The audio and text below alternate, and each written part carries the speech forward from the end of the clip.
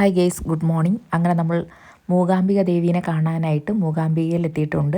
വെളുപ്പിന് ഏകദേശം ഒരു മണി 1:30 സമയത്താണ് നമ്മൾ എത്തിയത്. അവിടെ നിന്ന് നമ്മൾ ഏകദേശം ഒരു 30 കിലോമീറ്ററോളം ഉണ്ട്. അവിടെ നിന്ന് ഒരു ഓട്ടോയ്ക്കാണ് നമ്മൾ വന്നത്. 600 രൂപയാണ് ഓട്ടോയ്ക്ക് ചാർജ് ആവുന്നത്. ടാക്സിയിലാണ് വരുന്നതെങ്കിൽ 1200 രൂപയാണ് കേട്ടോ. 8 പേരാണ് അവർ ഉൾപ്പെടുത്തുന്നത്. 2 പേരൊക്കെ ഉള്ളു, 3 പേരൊക്കെ ഉള്ളെങ്കിൽ ഓട്ടോയിൽ വരാൻ പറ്റും. അങ്ങനെ എന്തായാലും നമ്മൾ ഒരു 30 കിലോമീറ്റർ താണ്ടി ഇങ്ങെത്തി റൂമൊക്കെ എടുത്ത് റൂമിൽ സ്റ്റേ ചെയ്ത് ജസ്റ്റ് ഒന്ന് ഫ്രഷൊക്കെ ആയി. വെളുപ്പിനെ ഒരു 4 മണിയൊക്കെ ആയപ്പോൾ എണീച്ച് ഫ്രഷായി. ഒരു 5-5:15 ടൈം ആയപ്പോഴേക്കും നമ്മൾ മൂകാംബിക ദേവീനെ കാണാനായിട്ട് റൂമിൽ നിന്ന് വെളിയിൽ ഇറങ്ങിയിട്ടുണ്ട്. ഇനി നമ്മൾ അടുത്ത ലക്ഷ്യം എന്ന് വെച്ചാൽ പൂവ് മേടിക്കണം. എന്തോ ഈ കാണുന്ന പൂവ് മേടിക്കണം എന്നും പറഞ്ഞാണ് ഞാൻ വന്നത്. പക്ഷേ എനിക്ക് അവിടെ നിന്ന് മേടിക്കാനായിട്ട് തോന്നിയില്ല. വേറൊന്നും കൊണ്ടല്ല, തണുത്ത് വിറച്ചിട്ട് കൈ നീട്ടാനായിട്ട് എനിക്ക് അന്നേരം പറ്റിയില്ല. അതുകൊണ്ട് ഞാൻ അവിടെ ജസ്റ്റ് ക്രോസ് ചെയ്ത് പോയി. ഏകദേശം അമ്പലത്തിലെത്തിയപ്പോൾ ഒരു ചെറിയൊരു ഷെൽട്ടർ പോലെ ഉണ്ടായിരുന്നു. അപ്പോൾ അതിനുള്ളിൽ കയറിയപ്പോൾ എനിക്ക് കുറച്ചുകൂടി തണുപ്പ് മാറിയ പോലെ ഫീൽ ചെയ്ത്. പിന്നെ അവിടെ നിന്ന് അടുത്തുനിന്ന് പൂവ് മേടിച്ച്, ഒന്ന് മോക്കും മേടിച്ച് കൊടുത്ത്, ഒന്ന് ലക്ഷ്മിയൊക്കെ വേണ്ടിയിട്ട് ഞാൻ ഒരെണ്ണം മേടിച്ചായിരുന്നു. അങ്ങനെ അതുമായിട്ട് നമ്മൾ നേർച്ചയ്ക്കിടാനുള്ള പൈസയും കൊണ്ട് അകത്തോട്ട് പോവുകയാണ്. അകത്തെത്തിയപ്പോഴത്തേക്ക് ഒത്തിരി പേര്, നമുക്ക് മുമ്പ് തന്നെ ഒരുപാട് നട തുറന്നപ്പോൾ തന്നെ ഒരുപാട് പേര് വന്നു കേട്ടോ. പക്ഷേ തിരക്കില്ല, ക്യൂ നിൽക്കേണ്ട സിറ്റുവേഷൻ ഉണ്ടായില്ല. നടന്നങ്ങ് കയറാനായിട്ട് പറ്റി. അങ്ങനെ അവിടെ എത്തിയപ്പോൾ തന്നെ ഭയങ്കര പോസിറ്റീവാണ് കേട്ടോ. നല്ല പോസിറ്റീവ് മൈൻഡ് എന്ന് വെച്ചാൽ ഭയങ്കര ടെൻഷൻ അടിച്ച ഒരാൾ വന്നാൽ പോലും ഭയങ്കര കൂളായിട്ട് ശരിക്കും നല്ല പ്ലസൻ്റായിട്ട് മൈൻഡ് ഇരിക്കും കേട്ടോ. അത്ര നല്ല സൂപ്പറായിരുന്നു. മോളാണെങ്കിൽ സത്യം തറയിൽ നിന്നിട്ട് അവൾക്ക് തണുത്ത് വിറച്ച് അവൾ നിൽക്കുക കേട്ടോ. അങ്ങനെ നമ്മൾ അകത്ത് കയറിയൊക്കെ തൊഴുത് പൂവൊക്കെ കൊടുത്ത് അകത്ത് വഞ്ചിക്കകത്ത് ഇടാനായിട്ട് പൈസ ഇടാനായിട്ട് 2 പേര് തന്നിട്ടുണ്ടായിരുന്നു. അതൊക്കെ ഇട്ട് കറങ്ങി തൊഴുത് വന്നപ്പോഴത്തേക്ക് മൂകാംബിക ദേവിയുടെ അടുത്തിരുന്ന് എഴുത്തിനിരുത്തിയിട്ടുണ്ടായിരുന്നു. അപ്പോൾ അതിനുള്ള ചടങ്ങാണ് നടന്നുകൊണ്ടിരിക്കുന്നത്. ഒരു കുഞ്ഞിനെ എഴുതിക്കൊണ്ടും ഇരിക്കുന്നു. ഇവിടെ എഴുതാൻ പറ്റണമെന്ന് വെച്ചാൽ ഭയങ്കര ഭാഗ്യമാണ്. ഇവിടെ എഴുതാൻ പറ്റണതും ഭാഗ്യമാണ്, അതുപോലെ ഇവിടെ വരാൻ പറ്റണതും ഭാഗ്യമാണ്. കാര്യം എല്ലാവർക്കും പെട്ടെന്ന് വരാൻ പറ്റത്തില്ല. നമ്മൾ മാത്രം വിചാരിച്ചാൽ പോരെന്ന് പറയും. ദേവിയും കൂടി നമ്മളെ കാണണമെന്ന് ആഗ്രഹിച്ചാലേ ഇവിടെ വരാൻ പറ്റുള്ളൂ എന്ന് പറയും. അങ്ങനെ എന്തായാലും ഞങ്ങൾക്ക് അതിനുള്ള ഭാഗ്യം ഉണ്ടായി. വന്ന് കയറി ദേവീനെ കണ്ട് തൊഴുവാനായിട്ട് പറ്റി. അവിടുത്തെ പ്രസാദമാണ് മോളെ കയ്യിലിരിക്കുന്നത്.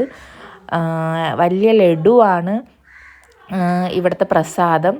പിന്നെ ഇവിടുന്ന് നമ്മൾ പ്രസാദമൊക്കെ വാങ്ങി വെളിയിൽ കറങ്ങി വന്നപ്പോഴത്തേക്ക് ദേവീനെ കൊണ്ടുപോകുന്ന രഥം കണ്ട് അതിൻ്റെ ഫ്രണ്ടിൽ നിന്നൊന്ന് ഒരു ഫോട്ടോ ക്യാച്ച് ചെയ്ത്, പിന്നെ മോള് അതിൻ്റെ ഇടയിൽ കൂടെ ലഡുവൊക്കെ കടിച്ച് തിന്ന്. പിന്നെ അതുപോലെ തന്നെ ഈ രഥം കൂടാതെ ഒരു രഥവും കൂടി ഉണ്ട് കേട്ടോ. ഫുള്ള് ഗോൾഡുള്ള ഒരു രഥമുണ്ട്. അത് ശരിക്കും മുരുടേശ്വരം എത്തുമ്പോഴാണ് നമ്മൾ ഇതിനകത്ത് ഉൾപ്പെടുത്തിയിരിക്കുന്നത്. അതും ദേവീനെ കൊണ്ടുപോകണം, ഉത്സവ സമയത്തൊക്കെ ദേവീനെ കൊണ്ടുപോകുന്നതാണ് കേട്ടോ. പിന്നെ അതിൻ്റെ ഫ്രണ്ടിൽ വന്ന് വീണ്ടും ഒന്ന് തൊഴുത്. ആകാശമൊക്കെ സൂപ്പർ നല്ല ബ്ലൂ കളറിൽ വിടർന്ന് നിൽക്കുന്ന പൂവിനെ പോലെ ഉണ്ട് കേട്ടോ. ശരിക്കും ഭയങ്കര പോസിറ്റീവ് വൈബാണ്. അങ്ങനെ തിരിച്ച് നമ്മൾ ഇറങ്ങി ചെരുപ്പൊക്കെ എടുത്തിട്ട് ഫുഡ് കഴിക്കണം. രാവിലത്തെ ബ്രേക്ക്ഫാസ്റ്റ് കഴിക്കാനുള്ള ലക്ഷ്യത്തോടു കൂടി നടന്നുകൊണ്ടിരിക്കുകയാണ്. പോണ വഴിക്ക് ചെറിയ ചെറിയ കടകളൊക്കെ ഉണ്ട്. കമ്മലും മാലയും പിന്നെ ആനയുടെ നെറ്റിപ്പട്ടം ഒക്കെ ഉണ്ടല്ലോ, വണ്ടിയിലൊക്കെ തൂക്കിയിടുന്ന ആ ടൈപ്പ്. അതും പിന്നെ കുറേ കാഴ്ചകളൊക്കെ ഇങ്ങനെ കണ്ട്, ദൈവങ്ങളെ പടവും ഒക്കെ ഉള്ള ഒത്തിരി ഇത് കണ്ട്. പിന്നെ ഈ കൂട്ടത്തിൽ പോണ പോക്കിന് നമ്മളൊരു ആശ്രമം പോലെ ഒരിതുണ്ട് കേട്ടോ. അവിടെ ദൈവവുമുണ്ട്. അവിടെ കയറി ഒന്ന് തൊഴുതായിരുന്നു. പിന്നെ ഒരു ഹോട്ടലിൽ കയറി ബ്രേക്ക്ഫാസ്റ്റും കഴിച്ച് മസാല ദോശയും ചായയും കുടിച്ച്. ഇവിടുത്തെ ചായ ഒരു സൂപ്പറായിരുന്നു കേട്ടോ. ഒരു പ്രത്യേക ടേസ്റ്റായിരുന്നു. മസാല ടീ എന്ന് പറയും. കൊള്ളാൻ നല്ലതായിരുന്നു. എനിക്ക് തോന്നുന്നത് ഞാൻ അങ്ങനെ ഒരുപാട് മസാല ടീ കഴിച്ചിട്ടില്ല. അതുകൊണ്ടായിരിക്കും എനിക്കിത് ഭയങ്കരമായിട്ട് ഇഷ്ടപ്പെട്ടു. ഇല്ല, ജലദോഷമൊക്കെ വന്നിരിക്കുന്ന സമയത്ത് കഴിക്കാൻ പറ്റിയ ആ ഒരിതേ. പിന്നെ അവിടെ നിന്ന് നമ്മൾ അപ്പോഴേ കുടജാർത്തിയിലോട്ട് പോകാനായിട്ട് ജീപ്പിൽ വേണം പോകാനായിട്ട്. ജീപ്പ് മാത്രമേ അങ്ങ് മുകളിൽ മൂലസ്ഥാനം എന്ന് പറയും അവിടെ കടത്തി വിടത്തുള്ളൂ. അങ്ങനെ ജീപ്പിൽ പോവുക നമ്മൾ. പക്ഷേ ജീപ്പിലല്ലാതെ വേണമെങ്കിൽ നമ്മളെ വണ്ടിയിൽ പോവാം. പക്ഷേ ആ ഒരു കുടജാർത്തിയിലോട്ടുള്ള സ്റ്റാർട്ടിങ് പോയിൻ്റ് വരെ പോകാൻ പറ്റുമോ. അവിടെ നിന്ന് പിന്നെയും തോന്നെ ദൂരമുണ്ട്. മല കയറണം, അത്യാവശ്യം നല്ല ഡിസ്റ്റൻസ് ഉണ്ട്. അത് നമ്മളെ വണ്ടി കടത്തി വിടത്തില്ല, നടന്ന് കയറി പോകാനേ പറ്റുള്ളൂ. അതുകൊണ്ട് ഇവിടുന്ന് ജീപ്പിന് പോകുന്നതാണ് നല്ലത്. ജീപ്പിന് പോകുവാണെങ്കിൽ നമുക്ക് അങ്ങ് ആ ടെമ്പിൾ വരെ, മൂലസ്ഥാനം വരെയും കൊണ്ടുവന്ന് അവരെത്തിച്ചു തരും. കാര്യം അവിടുത്തെ വഴി അത്ര ദുർഘടം പിടിച്ചതാണെന്ന് വേണമെങ്കിൽ പറയാം. സത്യമാണ്. കാര്യം കുണ്ടും കുഴിക്കകത്തൂടെയാണ് പോണത്. പക്ഷെ സേഫായിട്ട് പോയിട്ട് വരാനായിട്ട് പറ്റി. ഇതാണ് സ്റ്റാർട്ടിങ് പോയിന്റ് എന്ന് ഞാൻ പറഞ്ഞത്. ഇവിടെ മുതൽ അങ്ങോട്ട് റോഡായിട്ടില്ല, ഈ മല വെട്ടിത്തെളിച്ച് വഴിയായിട്ട് അവരിട്ടേക്കാണ്. ഇതുവഴി എങ്ങനെയാണ് പോയതെന്ന് വെച്ചാൽ എനിക്കറിയത്തില്ല. പക്ഷേ മൂകാംബിക ദേവിയുടെ ഫ്രണ്ടിൽ ചെന്ന് നിന്ന് ഞാൻ വിളിച്ചതിനേക്കാൾ കൂടുതൽ ഈ കുടച്ചാർത്തിയിൽ മല കയറിയപ്പോഴത്തേക്ക് ജീപ്പിൽ ഇരുന്നുകൊണ്ട് ഞങ്ങൾ ഒത്തിരി വിളിച്ചു ചേട്ടാ. ഞാൻ മാത്രമല്ല, എൻ്റെ കൂടെയുള്ള എല്ലാവരും ഇരുന്ന് വിളിച്ച്. പക്ഷെ അത്രയ്ക്ക് ഭയങ്കര പാടാണ്. ജീപ്പ് ഇങ്ങനെ ചരിഞ്ഞ് മറിഞ്ഞ് പോകുന്ന കണക്കൊക്കെ ഫീൽ ചെയ്യുമല്ല പോവും. എന്നിട്ട് പിന്നെ അതുപോലെ തിരിച്ച് റിവേഴ്സും വരും. ഭയങ്കര ടാസ്ക്കായിരുന്നു ഇതുവഴി പോകാനായിട്ട്. അത് ശരിക്കും നേരിട്ട് കണ്ടാലേ നമുക്ക് അറിയത്തുള്ളൂ. പക്ഷേ ഭയങ്കര സൈലൻ്റ് ആയിരുന്നു കേട്ടോ. കാടാണ്, കാടും മലയുമാണ്, വെട്ടിത്തെളിച്ചുള്ള റോഡാണ്. ഇത് കാണുമ്പോഴറിയാം ഇത് ഭയങ്കര കുണ്ടും കുഴിയും, രണ്ട് സൈഡിലും കൊക്കയും ഒക്കെയാണ് കേട്ടാ. ശ്രദ്ധിച്ച് നല്ലതുപോലെ വണ്ടി ഓടിക്കാൻ അറിയാവുന്നവർക്ക് മാത്രമേ ഇതുവഴി വണ്ടി ഓടിച്ച് പോകാൻ പറ്റത്തുള്ളൂ. അതുകൊണ്ടാണ് അവർ ആ സ്റ്റാർട്ടിംഗ് പോയിന്റ് എത്തുമ്പോഴത്തേക്ക് അവിടെ നിർത്തിച്ചിട്ട് പിന്നെ അവിടെ നിന്ന് നടന്ന് കയറി വരുന്നത്. അല്ലെങ്കിൽ ഇവിടെ സ്ഥിരം ഡ്രൈവ് ചെയ്യുന്ന ജീപ്പ് ഉണ്ടല്ലോ, അതിൽ തന്നെ പോകണം, എന്നാൽ നമുക്ക് മേള് വരെ പോകാനായിട്ട് പറ്റും. പിന്നെ അങ്ങനെ നമ്മൾ ഈ കാട്ടിൽ കൂടെ പോകുമ്പോൾ തന്നെ നല്ല മൈൻഡാണ് കേട്ടോ, ഭയങ്കര പോസിറ്റീവാണ്. എന്തായാലും നല്ല രീതിയിൽ തന്നെ നമ്മളത് എൻജോയ് ചെയ്ത് അടിപൊളിയായിരുന്നു കേട്ടോ. പിന്നെ നമ്മൾ വന്ന ക്ലൈമറ്റും നല്ലതായിരുന്നു. ഈ ക്ലൈമറ്റിനെയും കൂടി ബേസ് ചെയ്താണ് യാത്ര നല്ലതായിട്ടിരിക്കുന്നത്. കാര്യം മഴ സമയമൊക്കെ ആണെങ്കിൽ ഭയങ്കരമായിട്ട് വെള്ളം മലയുടെ മുകളിൽ നിന്ന് കുത്തൊലിച്ചിങ്ങനെ വരിക. ആ ടൈമിനൊക്കെ പോകാൻ ഭയങ്കര പാടാണ്. പക്ഷേ ഇവർ സ്ഥിരം പോകുന്നതായതുകൊണ്ട് എല്ലാ കാലാവസ്ഥയോടും പൊരുത്തപ്പെട്ട ആൾക്കാരായതുകൊണ്ട് ഇവർ വണ്ടി ഓടിച്ച് പോകും.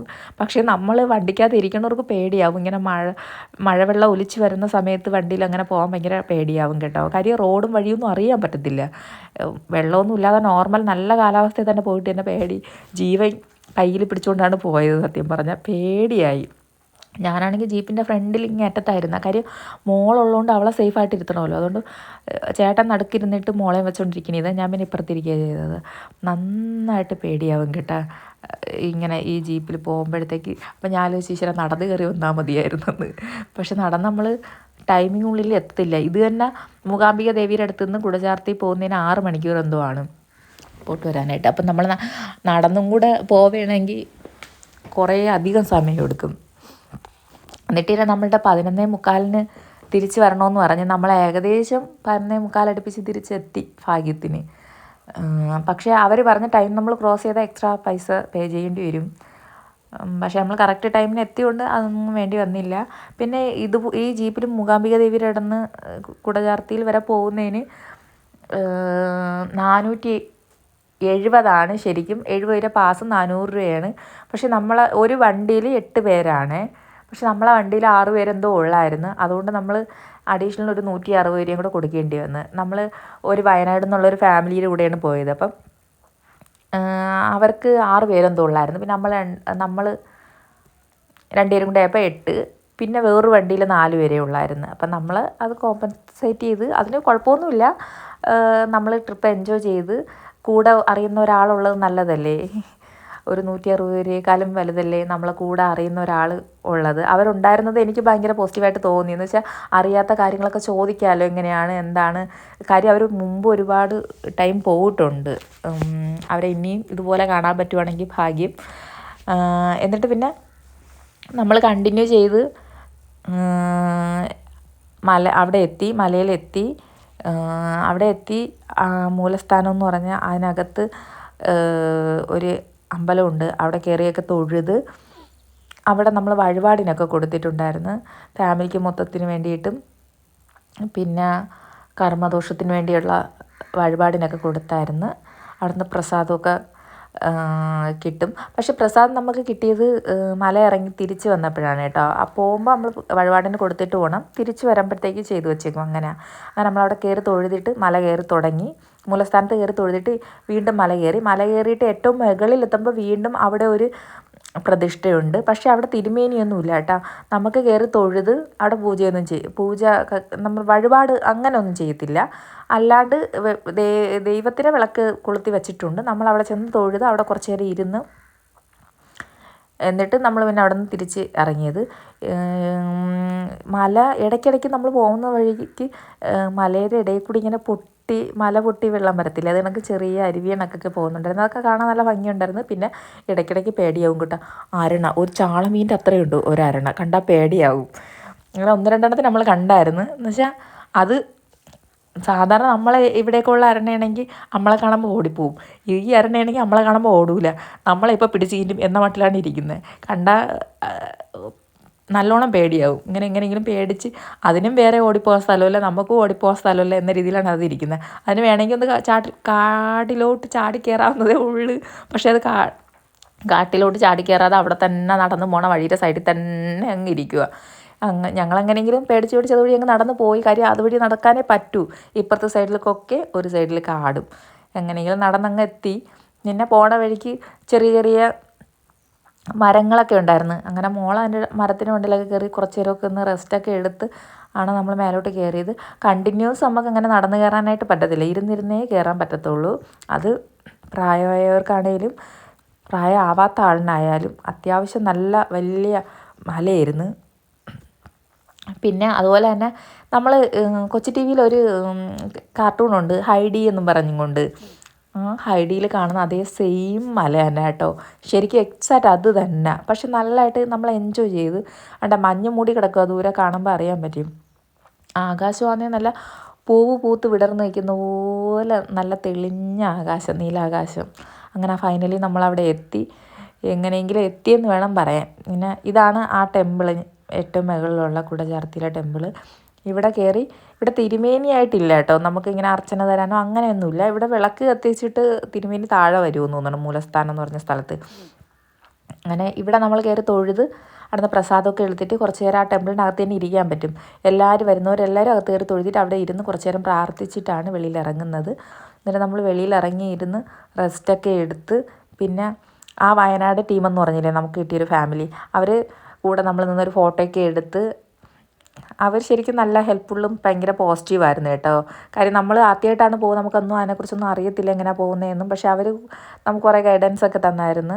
പിന്നെ അവിടെ ഫുള്ളും കറങ്ങി നടന്ന് കണ്ട് നല്ല വൈബാണ് കേട്ടോ, ഭയങ്കര പോസിറ്റീവ് വൈബായിരുന്നു. നല്ല ടെൻഷനൊക്കെ അടിച്ചിറങ്ങി വന്നാൽ ഭയങ്കര ടെൻഷൻ എന്താണെന്ന് പോലും മറന്നു, അത്ര നല്ല പോസിറ്റീവ് മൈൻഡായിരുന്നു.